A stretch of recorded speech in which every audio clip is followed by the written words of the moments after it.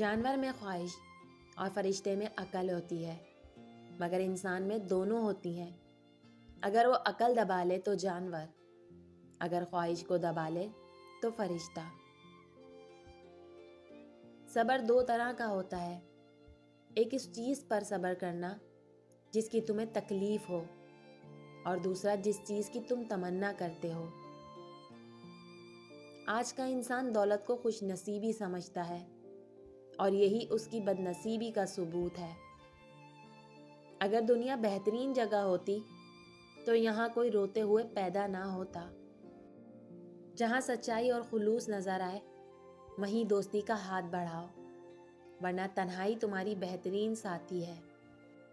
اگر کوئی آپ کی فکر کرتا ہے تو اس کی قدر کرو، کیونکہ دنیا میں تماشائی زیادہ اور فکر کرنے والے بہت کم ہوتے ہیں۔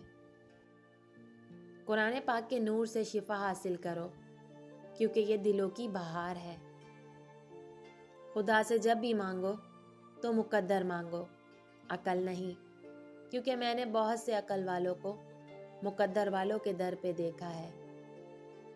مشکل وقت میں ہمیشہ دعا مانگا کرو، کیونکہ جہاں انسان کا حوصلہ ختم ہو جاتا ہے وہاں سے اللہ پاک کی رحمت شروع ہوتی ہے۔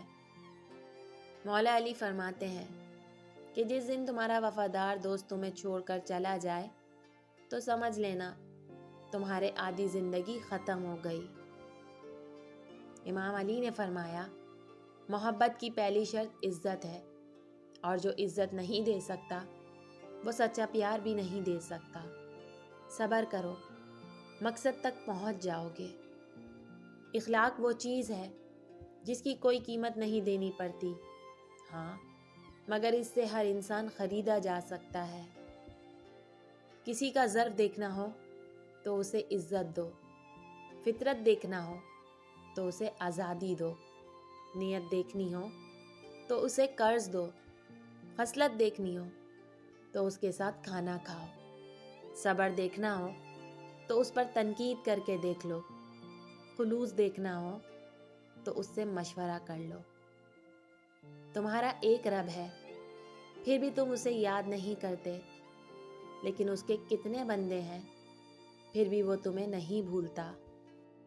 بدترین ہے وہ شخص جس کے شر سے لوگ ڈرتے ہیں۔